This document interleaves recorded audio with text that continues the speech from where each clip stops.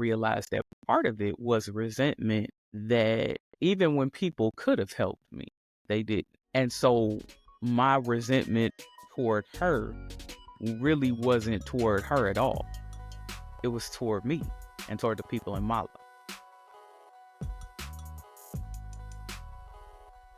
Hey y'all, welcome back to the Fast Forward podcast. This month's topic is going to be the almost like B-side of last month's topic around power.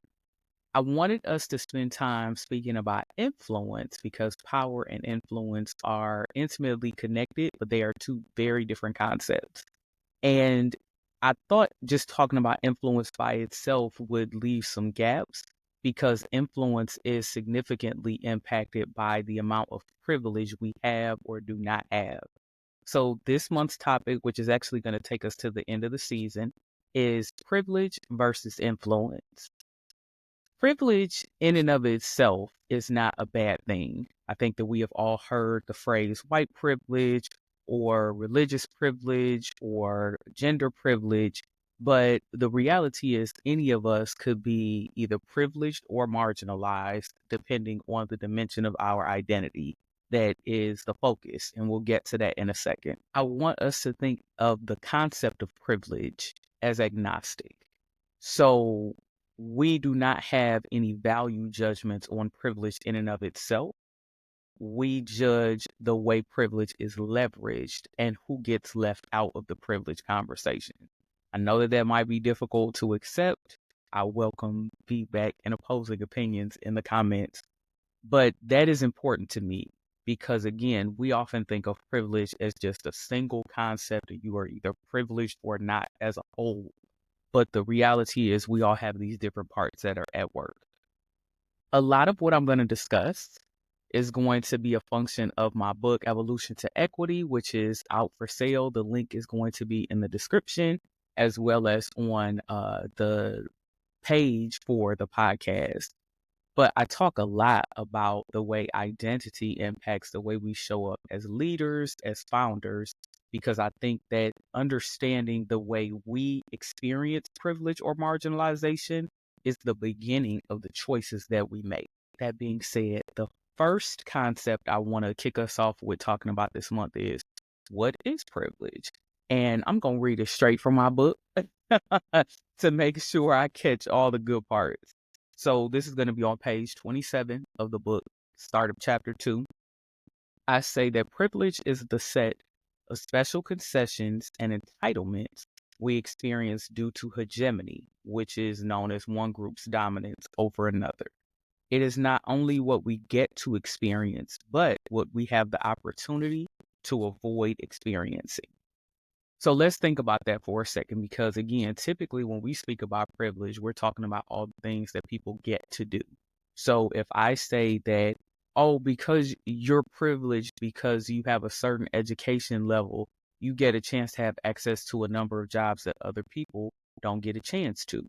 You get the opportunity to perhaps get promoted faster because you're a man in a male-dominated industry, and women don't have that same privilege.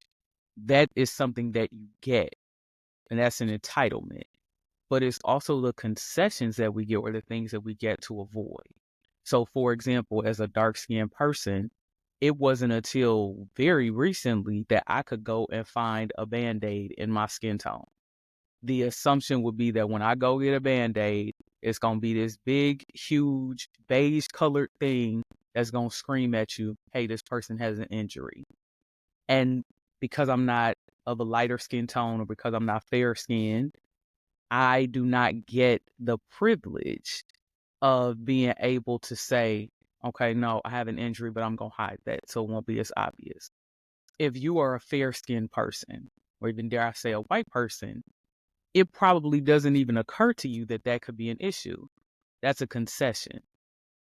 It's also a concession that you do not have to experience profiling when you go into stores. And that could be off of race or even age. So there are tons of stories that are coming out now about how folks profile even teenagers when they come in to shop. Me, as a woman who is an adult, almost middle aged, I probably don't think about the fact that, like, Hey, they probably following you around the store thinking that you're gonna make noise, cause a ruckus, and tear stuff up.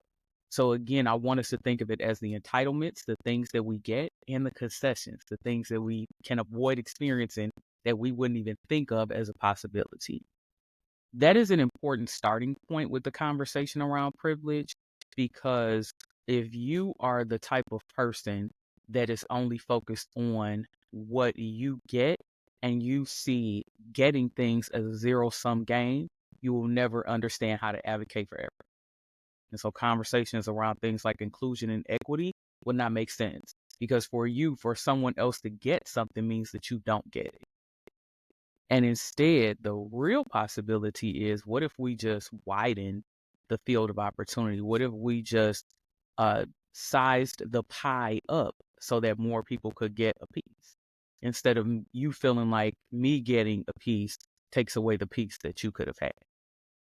Now, when we think about privilege, privilege is also intimately connected to a concept I developed around the dimensions of identity. I created this graphic because when I would offer trainings that were specific to inclusive leadership, folks would say, oh, well, I'm not a racist, I'm not a misogynist, I'm not homophobic or transphobic, so there's nothing else for me to do in DEI. Or in particular, cisgender heterosexual white men will say, I'm not a part of the DEI conversation because I'm a white man, heterosexual. Like, what do I have to do with this? And I will bring up to them and say, hey, well, if you have a visible or invisible disability that counts, it could be that perhaps you come from a different socioeconomic background than most of your peers. I'm sure that impacts the way you navigate through the world. And when I will start talking about these other aspects of identity, folks will be like, oh, wait, I have a place here. The dimensions concept espouses the idea that we have over 50 what I call dimensions of our identity. And those dimensions do not exist on an island by themselves.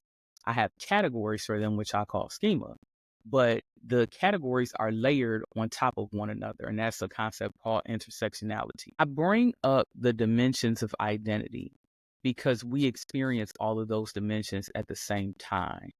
And when we think about privilege, depending on our especially early childhood and early career experiences with either privilege or marginalization, it creates a level of blindness to the experiences of other people. That is something that is so important to think about, because usually we advocate for the parts of us that needed support at some point in our lives, and we are almost bullishly avoidant to advocate for the parts of us that we feel we had to push to overcome. Here's an example. If you are a person who grew up in a rural area and your family may have been poor, or I would say lower middle class, and you worked your way through high school, through college to get your degree, and you found a way to get promoted, to build the networks, all of the things to reach executive level work. So you are an executive that will be director or VP and above. It may be very difficult for you to advocate for or support and get behind programs for early career professionals that are based on race or gender. Because for you, the idea of hard work, a work ethic that is deeply sacrificial in nature, an idea of working your way through something to give what you feel like would be something for free to someone else feels almost blasphemous, because you honor the part of yourself that had to, in some ways, suffer and push through difficulty just to climb your way to the top.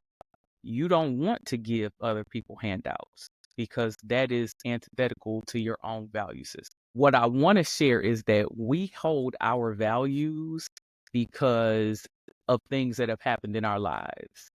And so, in and of themselves, a lot of times, I mean, sometimes you'll get some values where it's just like, no, that's wrong. But for the most part, our values are not inherently wrong. So one of my top personal values is resilience. Y'all hear me talk about it all the time.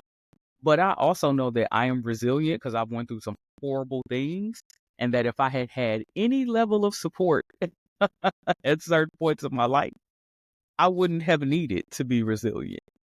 And so I have to train myself to know that my experiences, both good and bad, should not be the litmus test for what everyone else should be accomplishing. A part of my work as a leader, as a founder, is not making others go through the exact same path that I went through just to find their way and their success. It is okay for others to have had very different pathways, make different choices at forks in the road, and we still converge to the same point of success, whether that is executive leadership, promotions, a certain income level, a certain level of prestige and prominence. I want you to sit with that for a second. When you think about the ways that you advocate for others to get an opportunity, is it based all or in part with a desire to see other people go through what you had to go through? Is that because you think that that's the only way? Is it because you think that that's the best way? Is it maybe a little bit of jealousy, a little bit of envy, and a little bit of resentment? Again, this is something that I deal with all the time. So I have a thing where I'm like, oh, you should be working harder. You could work a job and do da da da and do this. And that's not necessarily the truth for every person. I never forget I was at work and a colleague of mine was talking, and we were talking about grad school. And they were saying how when they went to get their master's degree, their parents were like, you're too stressed out. The job is too stressful and it's too stressful. You're trying to go to school. So just quit your job and we'll take care of you. And I remember when I heard that, I was so disgusted. You just couldn't cut it. Like, in my head, I'm thinking this, goodness, what do you mean your parents just paid?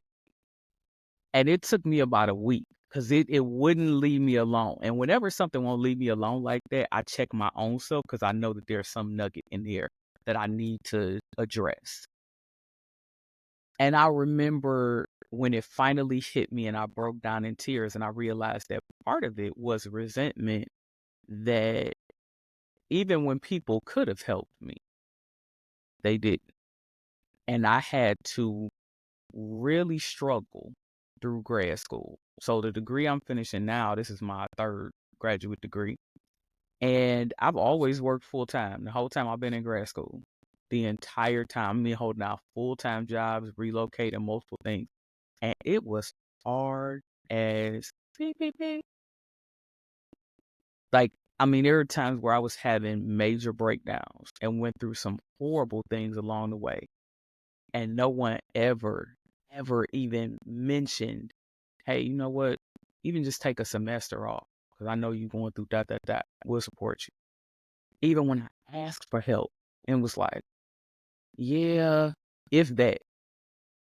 And when my coworker brought up their experience, I was like, oh, that triggered something.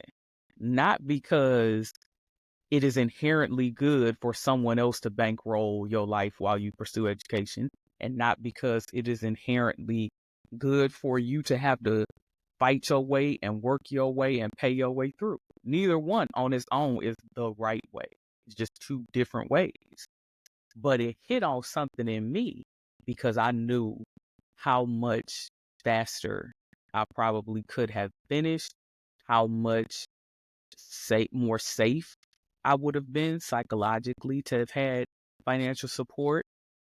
I know how it would have changed the career decisions that I made to have had that type of support. My resentment toward her really wasn't toward her at all.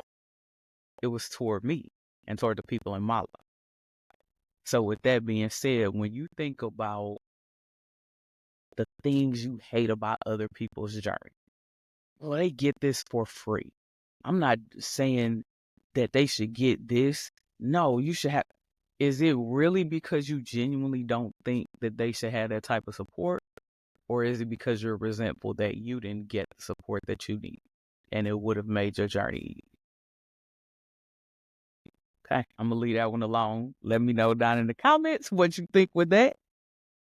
Let's move on now. and think about intersectionality. When you think about privilege, privilege doesn't just happen one identity dimension at a time. So if I'm experiencing privilege because I have an American accent, which is very common. If I had an accent that showed I was from another country, that alone doesn't make people discriminate against me or embrace me with open arms. It is the combination of dimensions. So if I have an accent that shows that I am from um, a particular country or particular region of the world, the combination of those two and the biases that we have and the thoughts that we have about the value of certain countries, even the geopolitical conflicts that exist about between countries influence the way we handle that accent. It's not just the accent alone. Y'all have heard me talk about, particularly in my episode with Rakita, I talked about how being visible and showing up as a dark-skinned, plus-size Black woman is drastically different than some of my lighter-skinned or more slender counterparts. And I can name 3 different examples where when I showed up to job interviews or showed up on the first day, folks were surprised that I smiled or that I was kind because they assumed that, my goodness, she is like this presence. She's taller, she's bigger, I have a deeper voice. I just know she gonna be mean. I'm like, no, I'm just mad at my business. Right? But we make assumptions when we start layering on those dimensions. And this is important because privilege exists because of our biases within those layers. So again, I don't just get the rough end of the stick at times just because I'm dark skinned, just because I'm a bigger one. It's a combination of certain things and what we've been conditioned and conditioned ourselves to believe about the combination of those factors. Funny point with that, because it just came up in my mind. I ain't thought about this in years. I was speaking to a family member. I was being bullied horribly on this one job. I mean, it was like really nasty. I'll probably talk about that in another episode. And they were trying to get me fired and almost succeeded.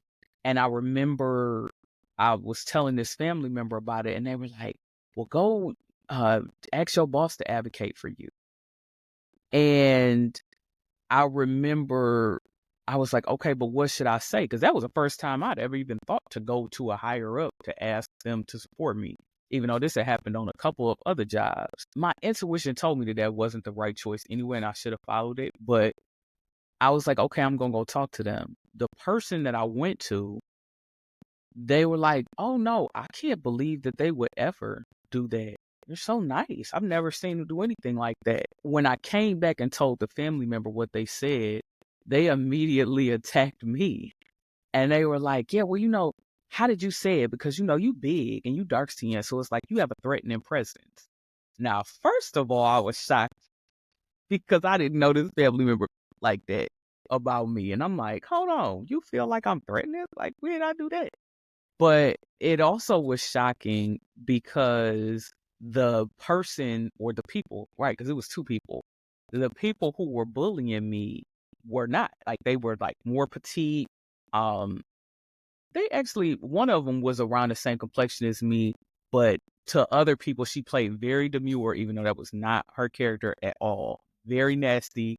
This was a crazy situation. Yeah, I got to talk about this in another episode for sure. Anyway, um, they weren't. And so the way my family member framed it up was like, oh, you need to shrink because you feel big and threatening.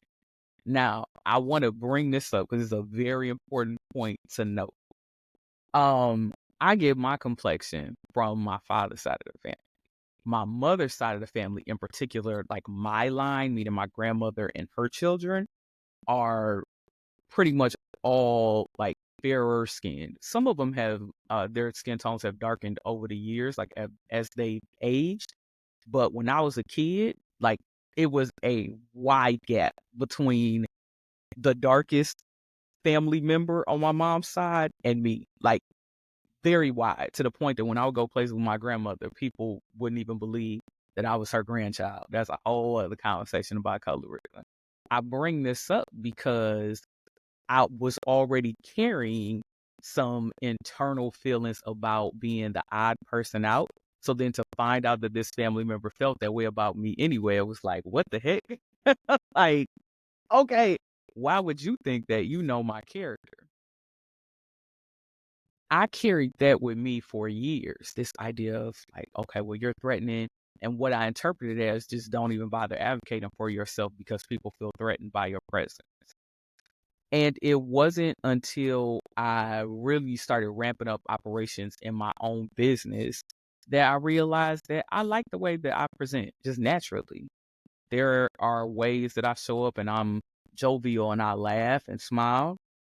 But sometimes I show up and I have just like a calm demeanor sitting there, or if I have to present difficult information, I don't feel like I need to temper it with a joke, even though I enjoy joking and being kind. I bring all of these things up because, again, it's those layers of the identity.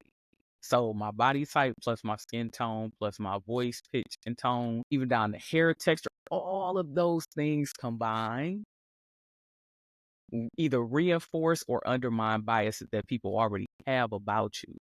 And so when you think about privilege, we are constantly making decisions on how we're going to show up because we either want to be the recipient of the benefits of privilege or we want to minimize the negative impacts of being marginalized and lacking privilege. That's an internal fight that's happening in all of us all the time. And it could be across any of those identity dimensions. So when you think about your own life, and this is actually an exercise that I have folks do in a few of my trainings, most of the DEI trainings. What dimensions of identity for you do you think that you have the most privilege in? And then which aspects of your identity do you feel make you the most marginalized?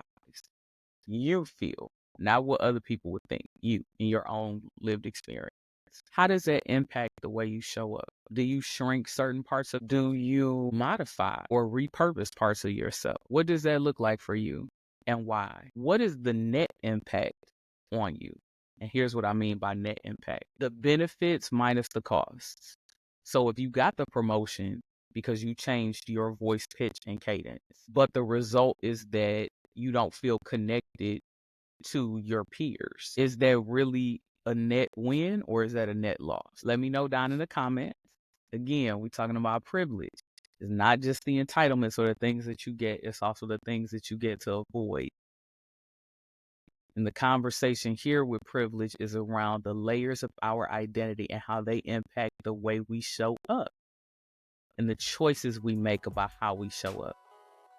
Be sure to like, share, and subscribe. And I'm going to catch y'all in the next one. See y'all.